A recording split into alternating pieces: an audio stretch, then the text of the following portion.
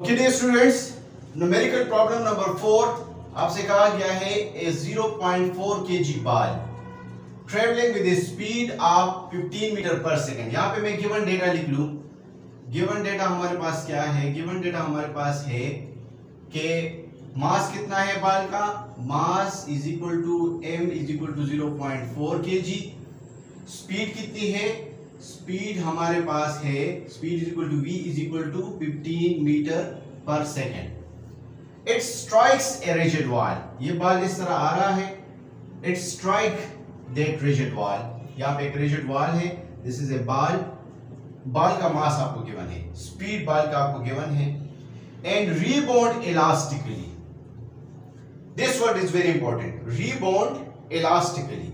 Rebound elastically का मतलब ये है कि इस वर्ड इलास्टिकली का मतलब ये है कि जितने स्पीड के साथ 15 मीटर पर सेकंड के साथ ये इसको हिट करेगा तो इसकी जो बाउंस बैक जो वेलोसिटी होगी वो भी आपके पास क्या होगी? वो भी 15 मीटर पर सेकंड ही होगी।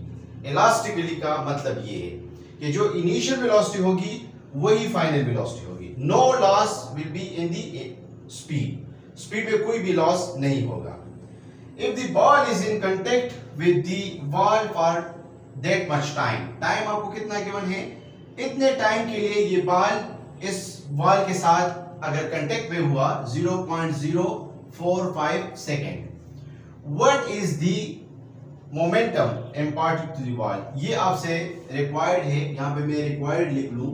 रिक्वायर्ड क्या है? रिक्वायर्ड है आपके पास एक momentum imparted to the wall। Momentum imparted to the wall। इसको मैं सिंपली लिख सकता हूं मोमेंटम ऑफ द वॉल। ये आपसे क्या है? रिक्वायर्ड।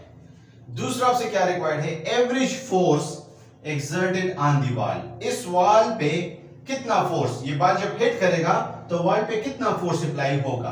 तो एवरेज फोर्स बी पे मैंने क्या फाइंड करना है?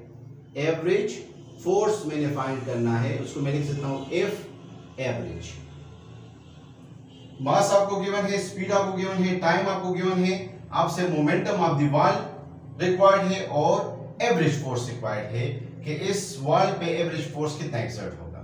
सो let's solve it. Okay dear students, यहां पे आप ये बात याद रखिए कि वॉल को कितना मोमेंटम मिलेगा? Momentum imparted to the wall वो कितना होगा? जितना मोमेंटम इस बॉल का चेंज हो रहा है। अब इस बॉल का कितना मोमेंटम चेंज हो रहा है? मैं यहां पे लिख सकता हूं कि momentum of the ball it will be equal to the momentum of the ball. लेकिन एक बात है कि वो अपोजिट डायरेक्शन में, क्योंकि अगर बॉल का मोमेंटम एक डायरेक्शन में है तो बॉल का मोमेंटम उसके अपोजिट डायरेक्शन में है, इसलिए दोनों मोमेंटम सेम होंगे। बॉल को जो मोमेंटम इंपार्ट हो रहा है वो सेम होगा मोमेंटम ऑफ द बॉल के, but it will be in opposite direction.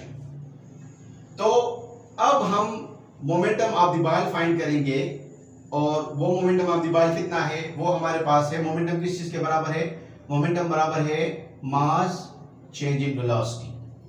अब चेंज इन वेलोसिटी का मतलब क्या है कि final velocity minus initial velocity. तो यहां पे मैं ये फार्मूला लिख लूं कि minus mass multiply by final velocity minus initial velocity. अब फाइनल वेलोसिटी हमारे पास क्या है? जिस तरह मैंने आपको बता दिया कि अगर initial velocity 15 metre per second है तो फाइनल वेलोसिटी भी 15 मीटर पर सेकंड होगी, क्योंकि इलास्टिकली ये कोलिजन हो रहा है। लेकिन अगर ये +15 है तो फाइनल वेलोसिटी क्या होगी? -15 होगी। वैल्यूज सिंपली पुट करें। Wall momentum is equal to minus mass कितना है? 0.4 kg, 0.4। फाइनल वेलोसिटी कितनी है? -15 माइनस इनिशियल वेलोसिटी कितनी है? 15। -15 और -15 से क्या आएगा? -30। इसको आप मल्टीप्लाई करें 0.4 के साथ और इसका माइनस ले लें तो ये आपके पास क्या आ जाएगा? पी वॉल आ जाएगा। अगर आप इसको मल्टीप्लाई करेंगे तो इससे क्या आएगा? 12। -12 और -12 को माइनस से मल्टीप्लाई करेंगे तो आपके पास 12 + 12 आएगा और किलोग्राम मीटर पर सेकेंड। ये आपके पास क्या है? This is the momentum of the wall. और ये बेसिकली क्या है, यही मोमेंटम चेंज हो रहा है इस बाल का इतना ही मोमेंटम चेंज हो रहा है, but in opposite direction momentum हमारे पास कितना है, वो है 12 किलोग्राम मीटर पर सेकेंड। अब हम अपने दूसरे पार्ट की तरफ आते हैं। दूसरे पार्ट में आपसे कहा गया है कि आप एवरेज फोर्स फाइंड करें। तो एवरेज फोर्स का हमारे पास फार्मूला है, एवरेज फोर्स बराबर है rate of change of momentum. आपने ऑलरेडी मोमेंटम फाइंड किया, मोमेंटम कितना है, वो है 12। मैंने आपको टाइम यहाँ पे बताया था कि टाइम कितना है, 0.045 सेकेंड्स। तो अब यही वैल्यू पुट करें 0.045, तो आपके पास 266.7 न्यूटन। तो एवरेज फोर्स हमारे पास है 266.7 Newton. This is the average force and this is the momentum imparted to